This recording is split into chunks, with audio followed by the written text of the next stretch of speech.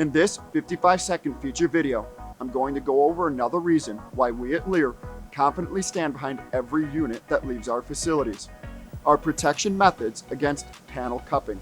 When our panel frames are injected with the foam, the frothing process of the core foam creates an extreme pressure until the foam is fully cured. This pressure has to be addressed or it can cause the high-density foam rails to cup outward. During the framing process, we take additional steps to protect the rails and to prevent that rail cupping. This costs us in both labor and material, but it is the right thing to do for our customers. This extra step is what helps ensure when your walk-in arrives at your facility, it can be constructed right the first time, right every time. Cupped rails can cause gaps in the panel seams, as well as cause the overall dimensions of the assembled walk-in to grow.